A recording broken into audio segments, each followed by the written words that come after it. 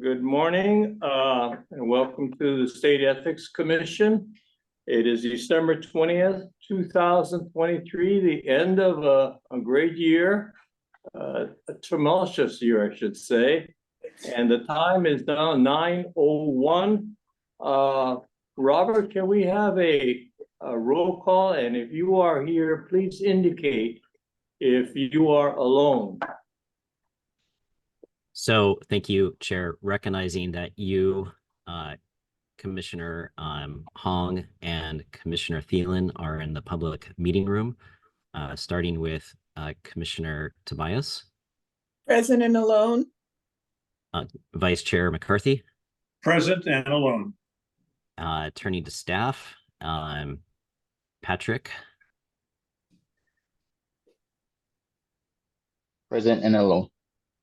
Thank you. Benita. Present and alone. Jennifer. I think I heard present and alone. Jared. Present and alone. Jody. I I don't think we can hear you. Could you give a thumbs up if you're present and alone? Okay, thank you. And I am also present and alone. Okay, thank you very much. First item on the agenda is minutes of November 15th, 2023. Are there any corrections? I don't see anybody in the public, so I don't have to ask for any comments from them. So I'll take any corrections. If none, I entertain a motion to approve the minutes of November 15th. So moved. Oh, Then okay. second. I heard two female voices on my left. Okay. Moved by Commissioner Thielen, seconded by Commissioner Tobias. Any discussion? All in favor? Say roll call. Thank you. Starting with Vice Chair McCarthy. Aye. Commissioner Tobias. Aye. Commissioner Hong. Aye. Commissioner Thielen. Aye. Chair. And chair votes aye, motion's carried. Item number 2, director's report. Thank you, Chair. I'm going to turn the beginning portion over to Benita to start with the education and training discussion. Good morning, commissioners. The training information is included in your meeting materials. Currently, the data that we have as through December 5th is what's being displayed. The 20 targeted boards that we focused our attention on are now about 78% versus 57% last month. We have one more live session tomorrow, which is the last one for the year, and I think we have about 88 people signed up, 33 of whom are mandatory live. So that's a good positive turnout for that, and we'll be monitoring who actually shows up. Overall, based on the training completion data that we have available for state employees and board members as of, I think, yesterday when I took a peek, the overall completion is about 70%. That's with a lot of asterisks. There's a margin of error, obviously, with folks who may have left the state, mistyped information by the users, but generally what we're looking at is roughly 70%. We anticipate that number will continue to rise, because people procrastinate and they'll probably be waiting till December 31st, close to New Year's Eve to take the self-guided portion. So every day we've been getting a lot of calls, so we anticipate that number will continue. Our priority, as we indicated, is just kind of get as many people through the December 31st deadline. We're also working very hard on the new lobbying module. It's currently being edited, and we're hoping to have it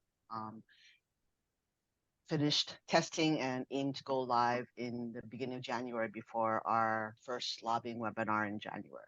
We have 2 live webinars scheduled in January before the start of session, so we anticipate a large in-person the live attendance for that session, as well as starting to see more traffic once we go live on the self-guided lobbying module. And that again is the new requirement based on the new laws that were enacted last session. Enter your meeting ID followed by pound.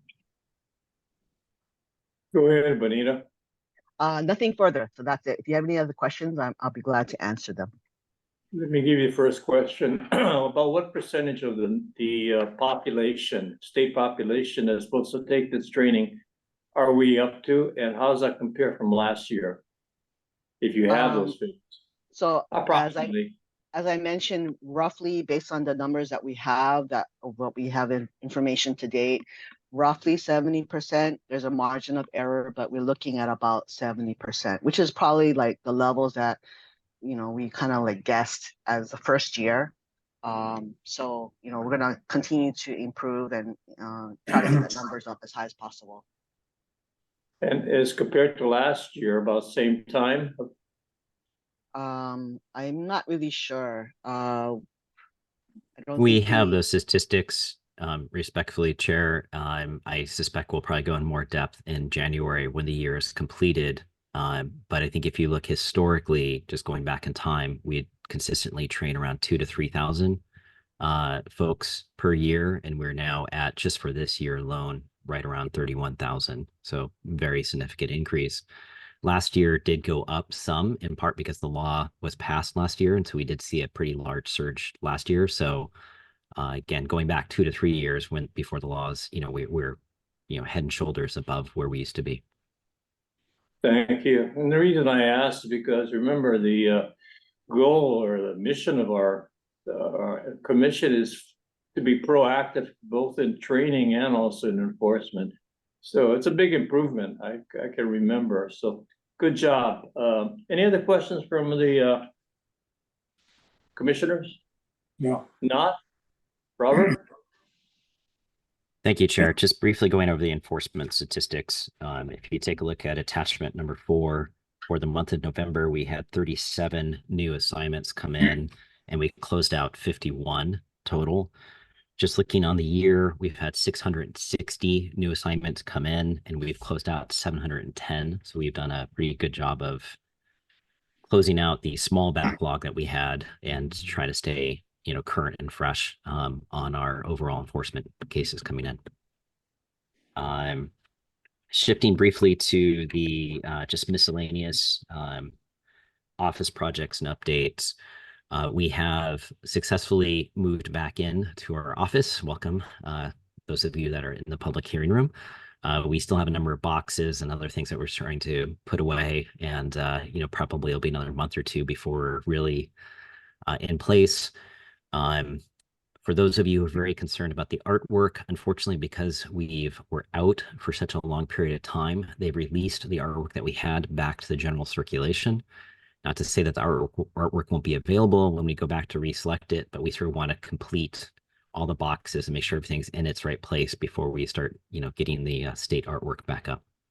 But would like to really especially thank all the staff that worked hard, you know, on top of sort of maintaining normal duties and functions to get up, move to a new location, and have to relocate back. It's been a lot of effort, and hopefully we're now set for another 30 years or so. On behalf of the commissioners, I'd like to thank the staff for moving back to our office. It looks much, much better. I'm glad you mentioned about the artwork, since I think 2 of us did a very in-depth research as what artwork should go up, and then I saw bare walls. I was a little you know, hopefully surprised, but I'm glad we still have that artwork. I noticed that we have some members of the public joining us. Does any one of the members of our public want to introduce him or herself? Hello, can you hear me? Yes, go ahead. Hi, commissioners. I apologize. My name is Patricia Hunt, and I'm in my vehicle right now. And due to the fires in Lahaina, a lot of us have been displaced. We were promised housing, has not happened. And the reason why I am addressing this is because we can't get a hold of Governor Scott. And a letter has gone out to Congresswoman Jill Takata and Governor Scott. I know he's been working hard, and I know that from day one in Lahaina, his had circles under his eyes. I know he's an amazing doctor, and a lot of us voted for him. He's a good man. I'm not saying anything negative about him. I just want to make you guys aware that people are having serious housing issues here on Maui because of the disaster. In the Red Cross, I have volunteered in 5 states and 2 countries, and including 9/11 in New York. This is the worst disaster of human loss of life I've ever seen in my life. And having been there, I really believe that when I suggested to Oprah, a cruise ship would have been great, because statistically proven, the cruise ship people from the state of Commerce do not spend enough money in the state of Hawaii that it could have kept the people together, for one, united, because the aloha and the unity amongst the people helping out before the government stepped in. And I Ms. also Hunt, want to, Ms. Hunt, Yeah. may I interrupt you? sure, Okay, because of the sunshine law, we cannot discuss any item that's not on the agenda. My Okay. reason, okay, and if you do have an issue which you think that the State Ethics Commission should address, my recommendation would be to go and file it with our office and see if it's within our jurisdiction. And then we can put it on the agenda. The only reason Okay. I want that, thank you very much, and I wanted just to ask anybody in the public who wanted to introduce him or herself, that's all. Don't bring up any issues, because if there are issues that are not on the agenda, again, we're restricted by the sunshine law not to discuss them unless it's on the agenda. And my recommendation, again, would be to contact our office and see if it is within our jurisdiction to help you out. Is that okay? So if I may, okay, I I want to, apologize. oh, don't apologize. We have a great aloha for Maui, and we're just sorry what happened, and we hope that we can help. But thank you very much. Anybody else want to introduce him or herself? Just introduce. No? Okay. Thank you, Ms. Hunt. Let's Thank continue you on. guys for sending supplies to us. Not at all. Thank you. Robert, anything next? I believe it's Kogo, is that right? Yes, it is. So just as a brief recap, particularly for those members of the public, Hawaii is a member of COGL, which stands for, I'm going to butcher this, Conference on Governmental Ethics and Other Land Laws. I believe I could be mispronouncing it, but that's roughly the direction it is. It's an international coalition of ethics, open documents, and other areas sort of related. And we just had our annual conference and a few members attended. So this is just an opportunity to briefly recap and summarize our experiences for the benefit of everybody else. And I guess I did want to first and foremost extend an opportunity for Commissioner Hong to communicate his thoughts or summarize the experience, and also happy to give a few of my thoughts as well. Oh, good. I just whispered to Commissioner Hong that I was going to ask him for his comments. Besides the fact it was kind of cold. No, it was a great conference, and I think that I would encourage all the staff and as allowed and the commissioners to attend the next global conference. The conference is the Council on Governmental Ethics Law, but practically speaking, it gives us a chance to really think about what you do in ethics and be exposed to other people around the nation and the world. And I found it a great experience for learning and taking a look at it. Fundamentally, it sounds stupid, but I hadn't taken civics in high school, which was 50 years ago. And it allowed you to rethink about the role of democracy and importance in ethics and maintaining a democratic government. And so I really appreciated that. Thank you very much, Commissioner Hong. I didn't realize you were that old. You look younger than that.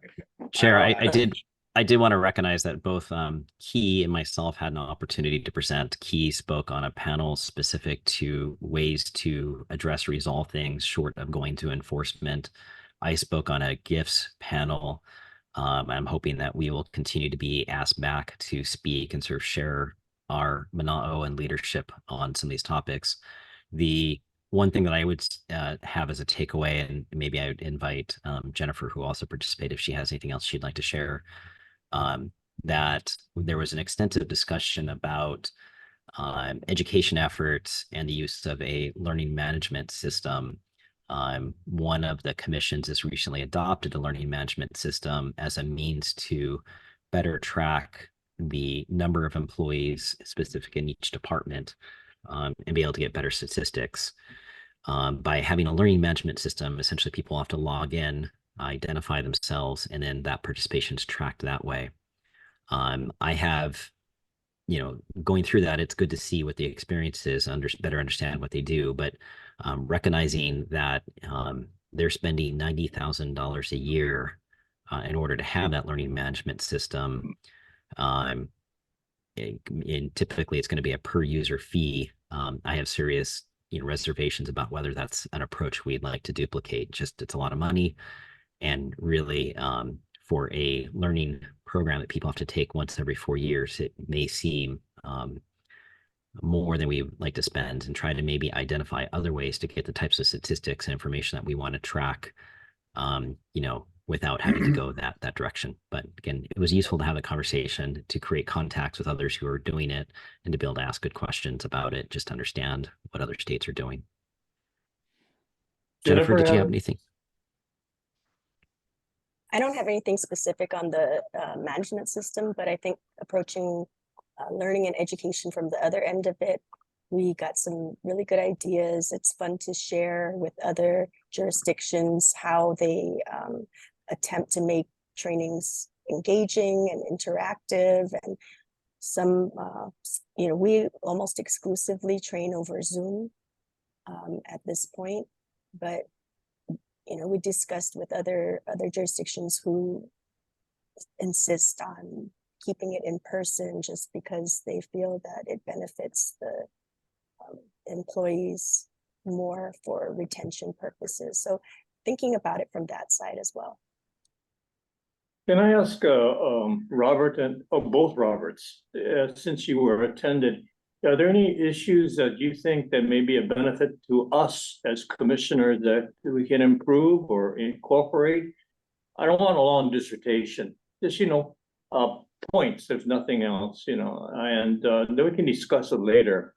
But if there's something we can learn and we can absorb and, help us, better do our job, I think it would be very helpful. So not all of us went to the conference, and I've been to a few of those COGA conferences.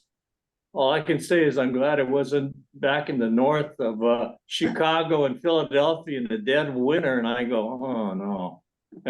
So welcome back. Is that okay, Robert? Roberts? Folks can get together and give us, if you think something can help us. Robert? Yeah, of course. I mean, I think part of this summary is in part to maybe sort of pass along the quick, main features, but a lot of the discussion is, for example, basic ethics 101 and ethics 201. And so if you haven't been before, I think it is very worthwhile to attend just to get an idea of what we're doing in comparison to other states and countries. And, perhaps get some of the fundamental, legal background in some of these different laws and principles that we have, and maybe difficult to relay that back in, quite as well as just simply going through that educational program. Some of the hot topics that were certainly featured a lot were discussions of AI and what AI will mean from an ethical perspective, and the tools that potentially could be available from an enforcement and otherwise. So that was sort of a hot topic issue, but I'm not sure I necessarily walked away with something very specific that, I think we need to act upon immediately. And again, the learning management system was another hot topic I think I was trying to relay already. Just for the public, just for information, we are probably, correct me if I'm wrong, Robert, the oldest state ethics commission that exists, and I think a lot of them probably learned from us rather than the other way around. But again, if they have some good ideas and some issues that we should incorporate, then definitely we should. Are there any questions from the other commissioners? Any questions from the public? If not, shall we continue on, Robert? Is that Sure. it for the? Oh. Then item number 3, discussion and media reports. So this is a standing topic, and it's an opportunity to discuss any media reports. I believe Commissioner Thielen may have had one that she wanted to discuss, and I think another one I would just for the commissioner's attention. The Civil Beat ran an an editorial on the Office of the Public Advocate, and essentially was advocating for that bill to be reintroduced this year and saying it deserves another chance. Any comments from the commissioners? Yes, Commissioner Thielen. Yes. I wanted everyone to know, the public to know, the law review article by Randall Roth, Professor Randall Roth, Public Corruption in the Land of Aloha. And it's, I'm not sure if it's available online, but it's the December 23rd Hawaiʻi Bar Journal, and it's excellent reading, good lessons in it, and it's very clear that the work isn't done. So I'm hoping that there's a way that this gets more published. Bar journals aren't that broadly read by people that aren't attorneys. And I just wonder if there's a way of, is it appropriate for the Ethics Commission to send a print copy to all of the legislators? I don't know, Robert, I don't know, is this breach of a copyright violation? I know Randall Roth. I guess what Commissioner Thielen says is, and I read it, and it's a very good article. I know Professor Roth. Is that some way you can disseminate this so everybody knows what he said and how it affects us? I think normally I would reach out to the Hawaii State Bar Association executive director and get their permission before doing that. And I think, as you know, there is an interim executive director. So yeah, we can reach out to the interim executive director and see if they have any concerns with us doing that, particularly from a copyright perspective. I presume Professor Roth would be would encourage it. So I don't anticipate a problem with him. It's just I want to make sure the HSBA doesn't have any concerns.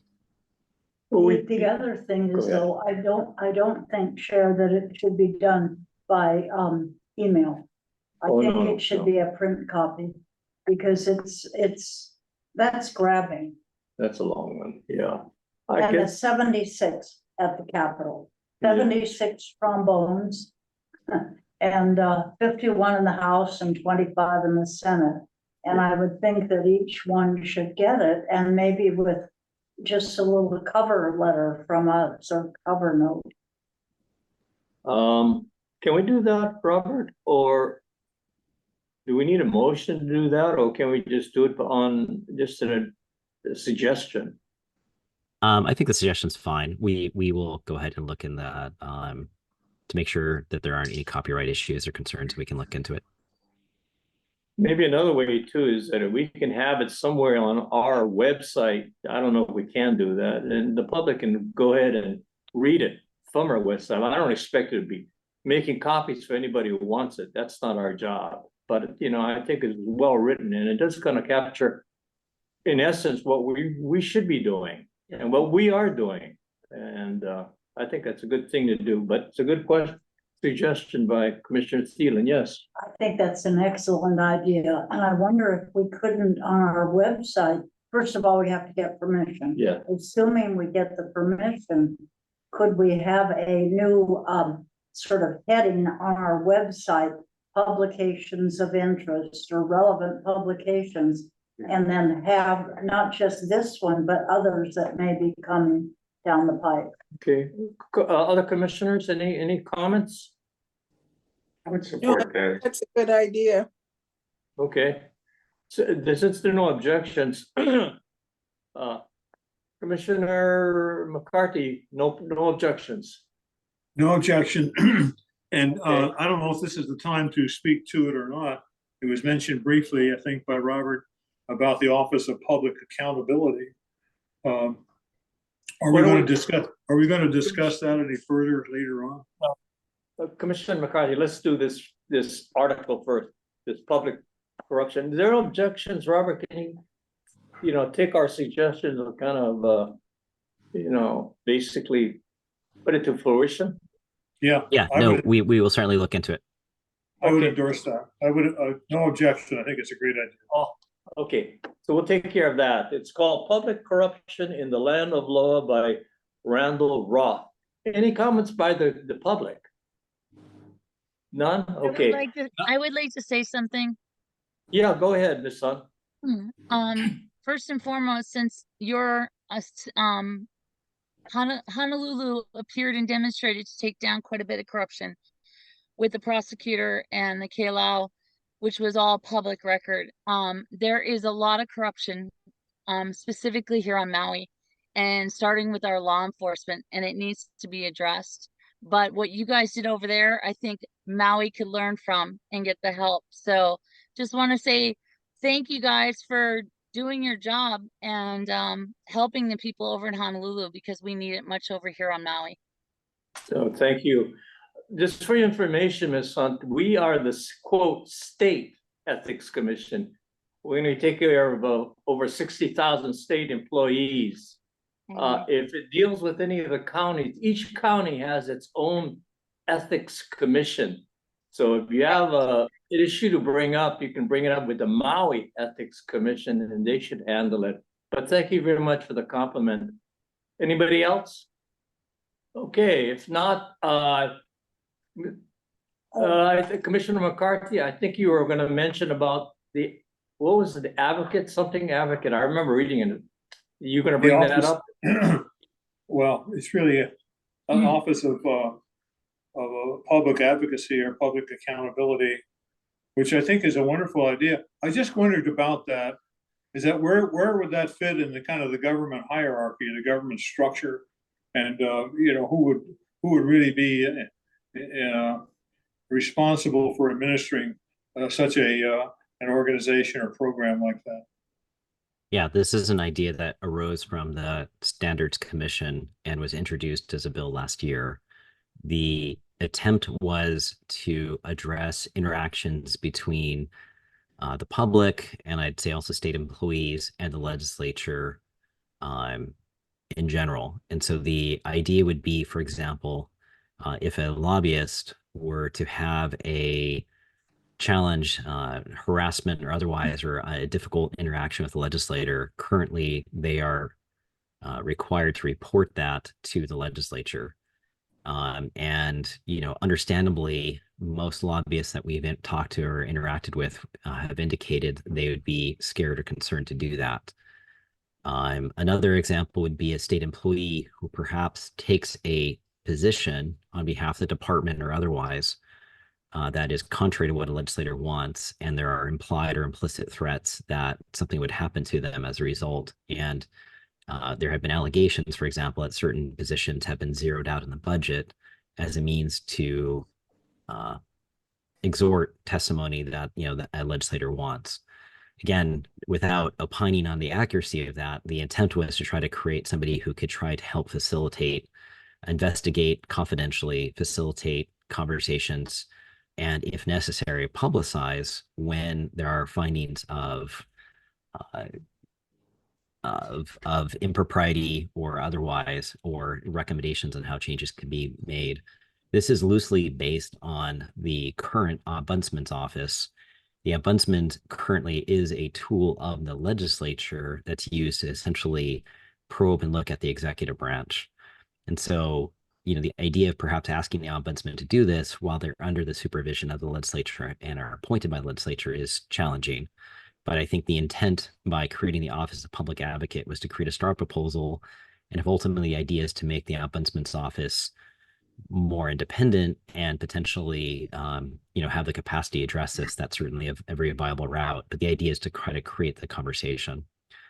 Last year, when the bill was heard, the Attorney General's office came in saying it was problematic, and I think they had read the bill to say that it would have disciplinary authority or some type of enforcement authority, which it specifically did not. Really, the intent was to have a neutral, again, I'll use the word as facilitator, inspector, is somebody who could sort of dig into situations, have the ability to investigate and subpoena as necessary, but would not have any disciplinary authority. So it doesn't seem to necessarily trigger the constitutional objections that the AG had flagged. So again, long-winded way of saying it's an interesting idea. I'm not aware of any other state that's done this. I could see how it could be sort of an advocate for the public.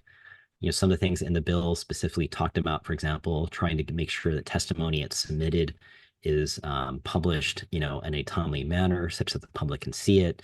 Essentially, it's just trying to be an interface or advocating for more transparency, accountability at the legislature. One of the things I did say in the article, and again, this is maybe subject to the commission's policy direction, is that I didn't necessarily want the Ethics Commission to be the primary champion. I was hoping others would be a champion for the bill, but that we would support it. And so Common Cause, I think in reaction to that, did indicate that they want to support and champion that bill. Yeah. Robert and Commissioner McCarthy, my question, first of all, we all read the article that it was actually in Civil Beat, I believe. But question I had is, can we discuss it now? It's not on the agenda. And I don't know if it falls under the item number 4 under media reports. Because if it isn't, then maybe we should have it as a agenda item the next time that we can discuss it as a commission. Because my question would be, why can't we do that? Do we need another layer of government?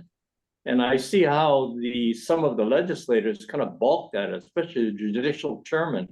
So correct me if I'm wrong. Should we put it on the agenda? And because I don't think the public knows about this. It's not on the agenda here. Robert? Yeah. Robert? So we specifically talked to OIP about the ability to talk about media articles. So the agenda topic specifically is anything within the past month in the media concerning ethics or the Ethics Commission. So I do believe from a sunshine perspective, it has been noticed. If the discussion starts switching to specifically how the bill should be drafted, then I agree maybe it's a good thing to come back next meeting and talk about it in more depth then. But I think general conversations or sort of general, I think, is perfectly authorized under this agenda item. I would support the idea. I would support the idea of this being a separate agenda item, perhaps at the next meeting. I think it's an interesting idea and one that really touches upon our jurisdiction, but I don't know if it's a kind of a program that would necessarily fit within the Ethics Commission's jurisdiction. And where it would fit for precisely, don't know. It can't fit with I would say let's kind of table it and have it as a separate agenda item next time. Other commissioners, any comments on that? If not, I direct Robert to put it on the next agenda as a separate item, since it is very controversial one way or another. Yeah. Any objections? Okay, Robert, there are no objections. Any comments from the public? Oh, if not, Robert, that would be my recommendation. Put it on the agenda. We can more discuss it at our next meeting, and we'll have the bill in front of us that we can pretty well digest it and then be able to discuss it. Any objections by the commissioners? No. No. Okay, thanks. Robert, is that it for item 4? Yes, unless there's any other media article the commissioners want to bring up or talk about. Okay, item 5, proposal legislation. So, commissioners, I appreciate you looking at this bill again. So if you may have seen this bill previously, this is another iteration of it. We thought it'd be worthwhile to circle back to it. There, specifically the bill, for the members of the public who haven't seen it, is proposing to alter the definition of lobbying to include efforts to reach out to essentially high-level members of the executive branch, governor, lieutenant governor, directors, or board members that essentially administratively oversee a department or agency. It includes within that definition of lobbying efforts to communicate on procurement or sort of quasi-judicial matters.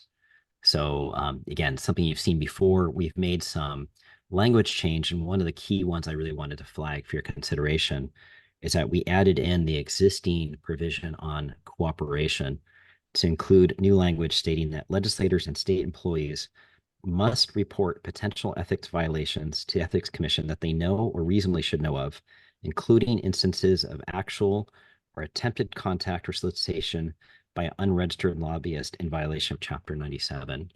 And so I think that's essentially an attempt to indicate that they have an affirmative duty to report, which is something, again, it's significant enough. We really want to give you the opportunity to review it and consider it. Is this for information for action, Robert? This is for action. So again, this is an amendment to a bill that you've already agreed to. This would be an amended version that we would then ask the legislature to introduce for consideration and discussion next legislative session. I'll ask if there are any questions or discussion, then I'll ask for a motion to, you need a motion to approve the amendment? Correct. Okay, any discussion first of all? Commissioners? Yeah, go ahead. Thank you. Robert, my concern, page 33 in our sometime law folder, and line 16. I'm wondering that they know or reasonably should know. Yeah, so a legislator, well, know is easy, but reasonably should know that this is an unregistered lobbyist. How would that happen in reality? I don't recall in my days in the legislature, well, I don't think they were required to register them as lobbyists, but how would we know? Would you just automatically ask that question of every lobbyist that comes in, or how does that play out? Yeah, so it's a good question. It's worth discussing. Obviously, we print and publish a list of all registered lobbyists. So that is publicly available. And there is now a new requirement that elected officials cannot accept campaign contributions during the legislative session from lobbyists. So there's sort of a heightened scrutiny potentially on who is a registered lobbyist and who is not a registered lobbyist. So the expectation that legislators should know who is registered is probably greater.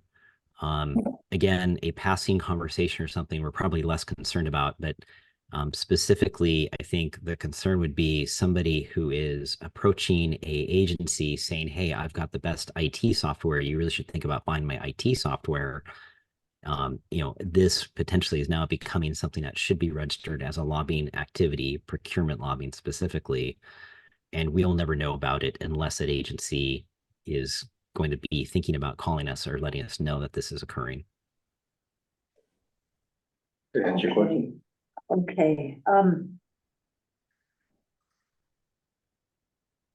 I think that's going to be the stumbling block in the legislature, that section. Any other discussion or questions before I entertain a motion? Yes. Hello. Commissioner Tobias, yes. Hi, I don't know if this is kind of germane to this, but my question is, how will this impact people that are technically not lobbyists, but like, for instance, groups that come and petition the legislature or the individual representative for something? Is this going to be just for things that you purchase or things that you that we would not normally see? Sure. So the baseline definition of lobbyist doesn't fundamentally change. You have to still be paid you have to do a certain number of hours paid to act on or communicate on behalf of someone else for a certain number of hours. So for example, a volunteer group, volunteer individuals submitting testimony, et cetera, that all is still not considered lobbying or a lobbyist and would not have to report with us. The main change here is the definition of lobbyist was predominantly focused on legislative action and administrative rules, period. There was a well-publicized article last year pointing to a company that had hired somebody who then approached the executive branch and approached one of the commissions and sort of aggressively pushed for their point of view. And the article basically came down to, why isn't this lobbying? And so I think in response, the legislature last year introduced a bill which took a very broad interpretation of any interaction with the executive branch could be considered lobbying. We asked them to hold off on that bill and promised to come back to them with a revised draft.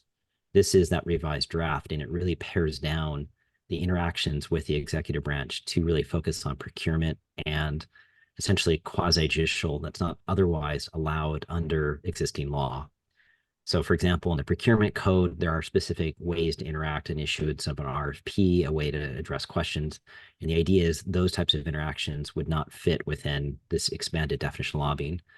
But essentially contacts before an RFP is sent or contacts after or when there is nothing in existence might now be caught in the definition of lobbying. And I think that's the main change. The main change from the past bill that you discussed is now this requirement to essentially report.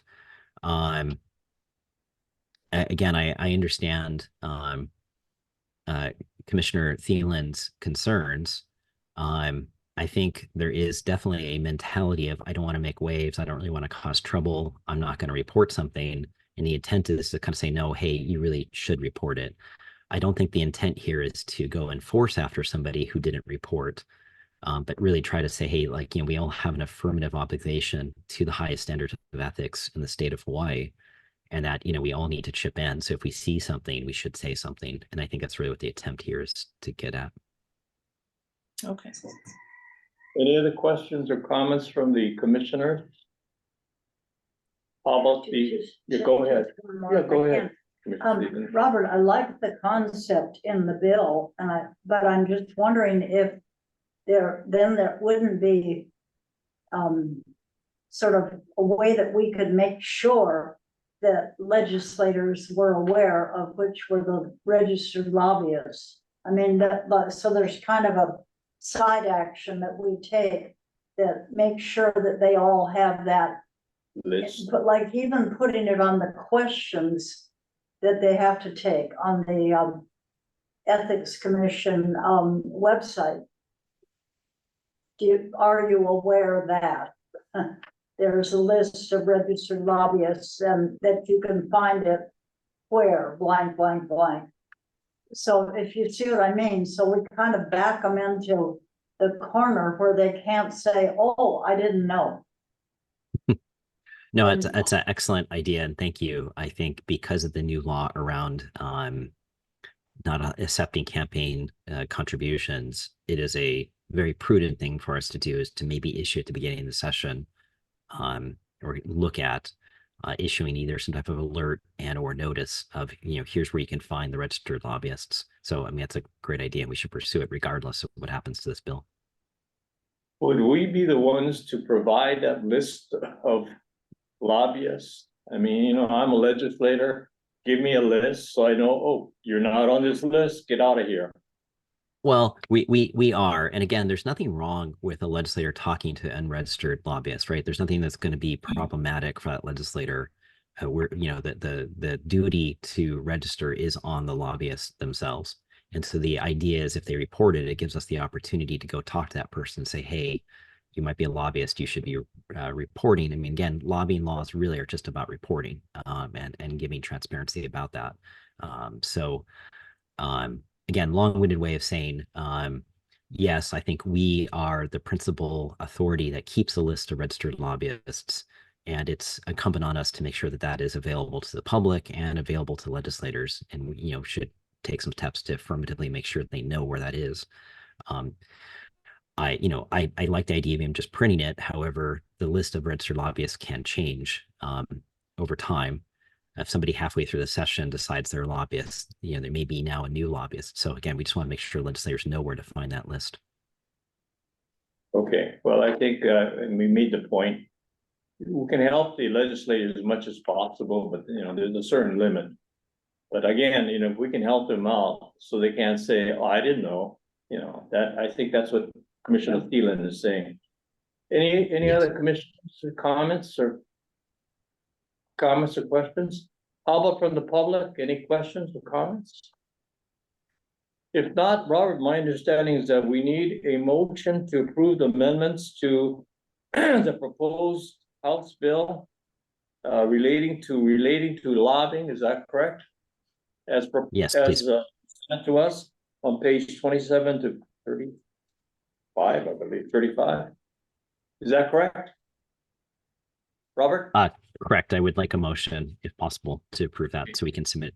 So moved. Moved by Commissioner Hall to approve the amendments to the proposed House bill relating to lobbying. Is there a second? Second. Seconded by Commissioner Thielen. Any discussion? Okay, all those in favor, roll call. Starting with Vice Chair McCarthy, Aye. Commissioner Tobias, Aye. Commissioner Hong, Aye. Commissioner Thielen, Aye. Chair. Chair votes aye, no objections, the motion is carried. Thank you very much. Moving right along to item number 6, I believe, proposed budget. Yes. Robert? Thank you. So if you take a look at, it is page 36 and 37 in the attachment.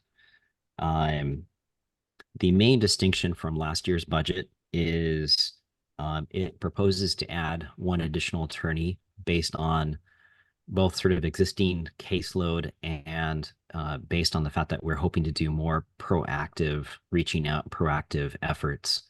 Again, sort of a fair amount of healthy discussion going on the staff side, looking at increased training responsibilities, et cetera. We don't think this is necessarily out of line. And we certainly wanted to put the option before the legislature for discussion and consideration. Outside of that, you see a net reduction based on a reduced lease rent, based on our successfully renegotiated lease. So we're actually sort of decreasing the budget in that regard. And we've proposed a small increase in the office furniture and equipment base, just sort of moving back into this new office, making sure we have the ability to properly get back in.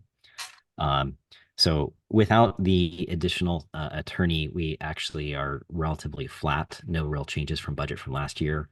But with the additional attorney, it would represent a 5% increase in budget.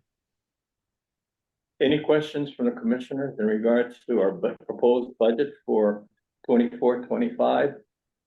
Aside from the fact that I don't see any pay increase for the commissioners. Well, Lisa- Sorry, there's a 10% increase. You just didn't see that in there. 10%. Okay.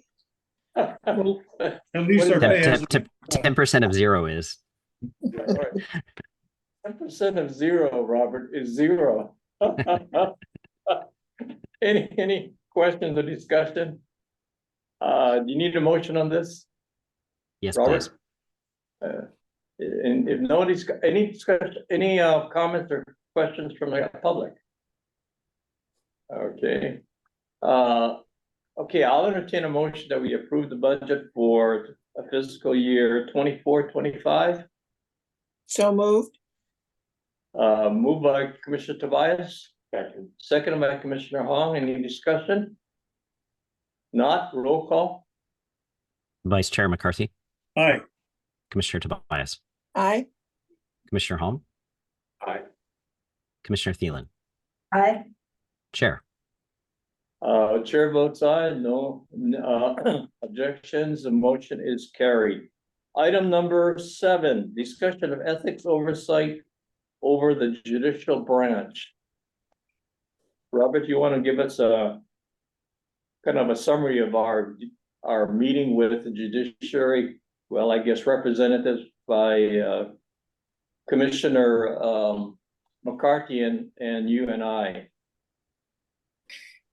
Sure, for the public, this was a topic initiated by the chair originally, looking at the U.S. Supreme Court ethics issues, and basically a open question of whether or not we have are any changes needed for Hawaii specific to, make sure that there's public confidence in the judiciary. And so we initiated a conversation with the judiciary. We've had our first meeting.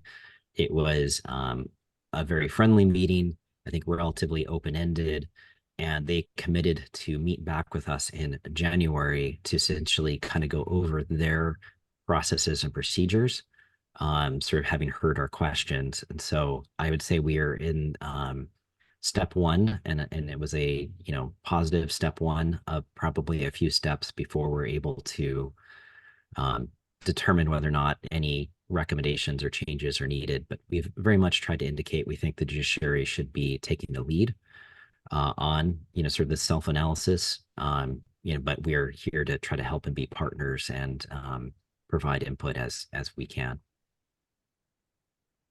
Commissioner McCarthy, any comments? You were I don't. I think that's an excellent summary by Robert. I thought that they were very open to the idea of reviewing ethical issues by the court and any relationship or any input that we might have that would be a benefit to them. So I think it's a step in the right direction. Let's see what happens next time. Okay. My only comment is that, first of all, I was very pleased that they were very receptive, and these are the representatives from the judiciary representing the Supreme Court justice and et cetera. And there are quite a few in the judiciary not covered by our mission. What it was good was the fact that they were receptive in regards to doing something. And I don't know what we're going to do, but this came up just for information and for the public. When Robert, I invited Robert to speak to our Rotary Club, and after he did a great job of explaining what we're doing or what we should be doing and what we are doing, the first question that came up from one of my fellow Rotarians was, what about the judiciary? The first question, and that just set the whole thing off. And I thought, well, if the public is concerned, then maybe we should be concerned. And that's the reason for the meeting with judiciary, and they were receptive. I jokingly told them, I'm not too worried about having some billionaire giving a free ride to Alaska for any of the Supreme Court judges. But again, we try to be transparent, and we try to cover all the state employees, and that's the reason for the meeting. So I was very happy about the meeting. We'll let you know what's happening, what's happened after the meeting in January. Robert, Commissioner McCarthy, anything else you want to add? No, sir. Nope. Any questions from the commissioners? No. Any questions or comments from the public? Okay, if not, well, stay tuned. We'll be meeting them in January. Next is item number 8, discussion on nepotism good cause exception procedures. That's found, commissioners, on page 40 and 41 of your handout. Okay. Robert? So, Chair, this staff overview and proposal written by Key, who is taking a well-deserved vacation, so he's not available to speak to it. As a recap, Hawaii recently adopted a prohibition on nepotism and established a good cause exception within the statute where somebody who is seeking to supervise or hire a relative or household member can apply to the Ethics Commission for a good cause exception. We've committed that that's going to be a public and transparent process. With the adoption of that law, the Commission issued an order essentially establishing the procedures for the application of a good cause exception. And that essentially indicated that staff would take the first pass at it, and I'm generally summarizing, but it is there as an attachment. And where there are really novel issues, we'd bring it for the commission's consideration, or where the individual disagreed with us, they can essentially appeal to the commission for essentially a review of what happened. There is nothing in there in the order that allows essentially members of the public to challenge or appeal a decision made by staff. And so we took upon ourselves to essentially look at whether or not we should propose a change to the order. And the staff overview, I think the decision was to not allow essentially a member of the public or someone else to challenge a nepotism good cause exception, in large part because of the delay that would occur if that were to happen. Presumably, someone applies for good cause exception, it may take staff 1 to 2 weeks to respond to that after having done interviews, and then to write up a decision, and then to publish it. If we allowed, say, 10 days for someone to appeal it, it potentially could be another 30 days before the commission's able to meet and decide on that appeal. Again, that delay, particularly for someone who's trying to do an emergency hire, could really be problematic. So I think at the end, the decision we would recommend is essentially leave the procedure as is. The commission has an opportunity to review all of the good cause exceptions that are granted or denied, and to provide direction to staff. And so if we are going in the wrong direction, the commission has the ability to help course correct. But the idea is, if we make a mistake, it's better to try to respond, again, in a transparent fashion, but respond, with some level of quickness versus potentially making it a 2-month-long process for somebody applying for a good cause exception. But, again, this is our recommendation. We want to give the commission an opportunity to talk about whether the order should be revised in some way. Commissioners, any comments? Any questions? I see this kind of as a developing work in progress to some extent. I think people can make out if they have good cause, a good cause exception that has merit in many, many cases. I'm concerned that the exception as applied would not swallow up the rule, and that we really have to look at this thing very carefully and develop some guidelines, I think, along the way as to when the ruling will stand as the nepotism, and what good cause exception really means, and how it's going to be applied in the future. So I think it's a very difficult issue. Would you, is it your position that we should keep the order as written rather than have it changed? I think we should keep the order as written. But as we go along in this process, to kind of evaluate this on a case-by-case basis, as we always do, but be aware that the good cause exception, I think, has a tendency to overhaul, or not overhaul, but overwhelm the rule, and kind of in a creeping sort of a fashion. So I think we really have to be very careful about the principle of nepotism, what it really means, and what good cause exception really means. Because in these cases, as we review them, you can see there's a relative merit to each one, and we've got to be careful that we understand the principles that we're using here as to what nepotism really means. Thank you. Any other commissioners' comments? Yes, Commissioner Tobias. Just one question. Define for me what would be an example of,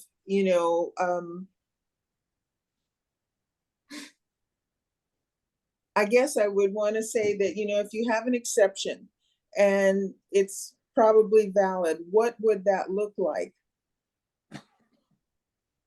As a matter of fact, don't we have a couple of cases in that regards without mentioning names?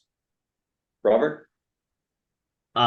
So the statute itself has a specific, and I am pulling it up right now, example, but just colloquially, the example used when the bill is being passed was an example where you have a specialized knowledge and neighbor island. So for example, you may only have one clinically trained psychiatrist on a neighbor island, where essentially there is no other alternatives. And so I think specific where they're unable to recruit anyone else and that there's a good faith attempt at advertising and nobody else applied kind of situation, and that this is the only applicant. I mean, that's probably the primary example one would give. There's also specific language in the statute stating that there's nothing prohibiting an agency from hiring relatives or having multiple people from the same family. Again, really the prohibitions are on hiring and supervising. And so those are the actions that we'd be looking at specifically. So again, generally, I think these have all been good conversations we've had where we've been able to talk to people applying and saying, do you really need to supervise this person? Is there another feasible option? And in the course of that discussion, I think have been able to, do something positive. And again, the other thing I think that is attractive to this process is it's transparent. So if anybody has questions, like why is a relative working there, they're able to see the rationale, the reason, the decisioning all in a very public fashion. Does that answer your question, Commissioner Viola? Yeah, because I can think of some examples that, it might be in that person or hiring manager's best interest to get somebody if they're the only one that can do a specific thing and they're also a relative. But I wonder, well, we can't get into employment search and all of that, but I think there's never just one person that knows how to do something. There's always someone else or something else that can intervene or take the place of that. I agree that, it needs to be in there and there probably are really good exceptions, but I've seen the situation where we say, okay, there's nobody through advertising or through anything that can fulfill this job. So we have to go to another country, another state, or another whatever to hire somebody with those qualifications. And I'm just wondering, does it always have to be a relative? And if that's the case, okay. Yeah. Okay. So, I mean, we have had good cause exceptions where we've pushed back and said you haven't done word of mouth advertising wasn't sufficient. You actually have to demonstrate that you've done, again, part of it, I agree entirely with Commissioner McCarthy's comments that this is going to be a bit of an evolving standard. If you're hiring somebody for a menial task, the type of advertising you do may be very different than hiring somebody who's very specialized in a particular area or field. And so for us to put out guidelines right now is a bit premature because it's maybe a bit, we don't fully understand the circumstances. But again, the attempt has been saying that you have to go a little above and beyond in advertising before you're able to say nobody else applied. And we sort of already hewed to that. Again, I think we understand the gravity of the situation. Part of the recommendation today, and the reason why we're proposing to leave the order in place is we recognize sometimes agencies are going to have to move quickly. Again, just hypothetically speaking, like if they had to hire somebody to respond to an emergency situation like the wildfire, we want them to be able to move quickly and be able to get a response quickly. And we're also cognizant that once they hire somebody, it's really hard to undo that. We don't want to be in a situation of saying, sorry, 30 days later, we changed our minds. And so I think there has to be some finality when that good cause exception occurs. Okay. Other questions from the commissioners? Yes, Commissioner Hong? While we have a discussion on this currently is our policy, Yes. right? It was approved in May. Yeah. And so unless it's overruled, it will continue to be in effect. Is that true? Robert? Correct. And in addition, we are going to have to pass administrative rules at some point. So we'll have an opportunity to, refine this even further. But I think we wanted to bring the discussion to you just in the interim of if any changes should occur. Just to remind the commissioners, the motion going to be on the floor is to take no further action on the nepotism exception application procedures that's spelled out by our order. That's the motion. Any other commissioners? Comments, questions? How about the public? Any questions? Let me take my hat off as a chair and yield my gavel to Vice Chair McCarthy. Personally speaking, and I've seen some exceptions that we have reviewed as a commission. And I'm very confident and I'm, that we have the expertise and, the talent to have a good review by the commissioners on what the staff has decided as an exception, which we may feel is not an exception. So we are the last stand, as they call it. And I'm confident that we can, as commissioners, review any decisions by the staff that we have in the past that we disagree with. So, we do have safeguards as it stands now with this order. So I believe that we shouldn't have to do any type of change at the moment, considering what has already transpired. I'll take the gavel back. Thank you very much. I'm handing it back to you. Okay, any other comments? Commissioners, public? If not, I'll entertain a motion to take no further action on nepotism exception application procedures as spelled out by our order regarding applications for good cause exceptions to the nepotism law. That was a long. Don't move. Moved by Commissioner Hong. Is there a second? Second, Second by Commissioner McCarthy. Any discussion? Not? Roll call? Starting with Vice Chair McCarthy, aye. Commissioner Tobias, Aye. Commissioner Hong, Aye. Commissioner Thielen, Aye. Chair. Chair votes aye, no objections, the motion is carried. Thank you very much. Item number, oh my gosh, here we go again. The number.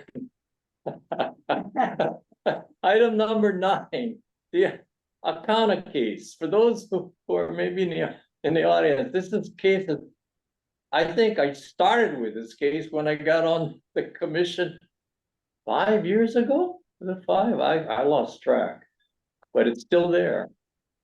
And Robert? No update.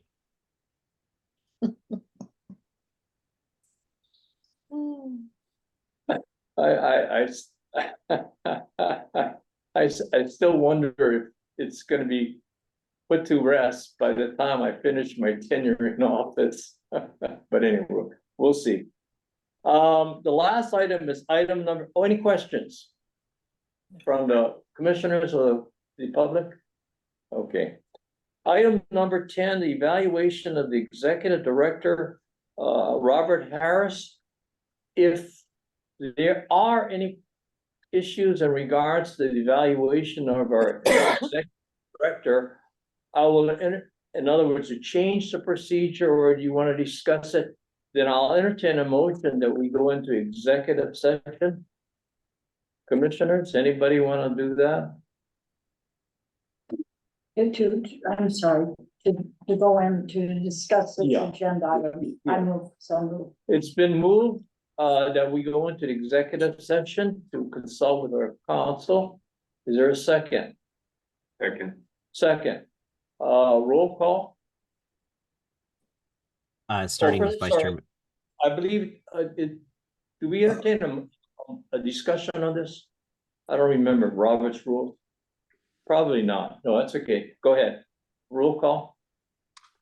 Starting with Vice Chair McCarthy, Aye. Commissioner Tobias, Aye. Commissioner Hong, Aye. Commissioner Thielen, Aye. Chair. Chair votes aye, no objections, motion's carried. We will now be in executive session. Pat, can you? Yes. Thank you. Thank you very much. Just to summarize what we did in the executive session, we went over the procedures for the evaluation of the executive director, and we are ready to move on to the next phase of the evaluation. And I will entertain a motion to move on with the evaluation process of our executive director and move on to phase 2 of the evaluation, whereby the commissioners will complete their portion of the survey and evaluation and submit their evaluations to the staff for compilation. After which time in January, we will review the compiled evaluations of all the commissioners with the executive director in executive session in the January meeting, and then we'll just let the public know in regards to our evaluation of our executive director. That's a long motion. I'm not gonna repeat it. Is there a motion? Motion by Commissioner Hong, is there a second? I'll second. Seconded by Commissioner Thielen. Any discussion? Benita, I hope you got that. I wrote it out, so I can give it to you if you need it, all right? It's too long. Any discussion? If not,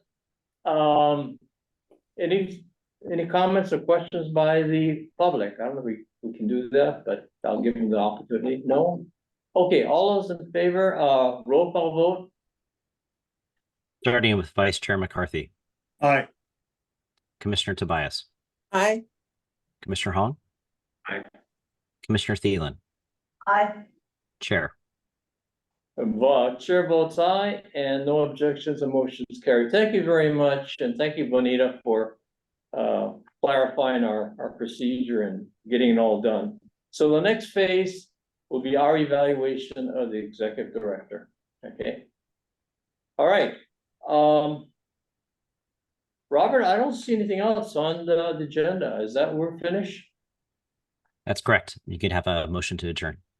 Okay, before I entertain a motion to adjourn, I'd like to again wish the commissioners formally and the staff formally happy holidays, Merry Christmas, Happy New Year. We'll see you next year.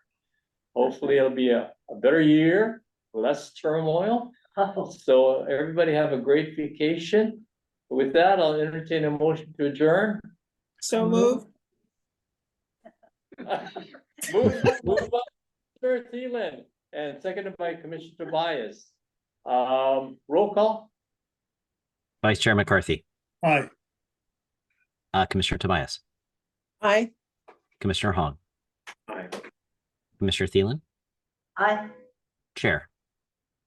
And the chair votes aye. Have a great day and a great happy holidays. It is now 10:52.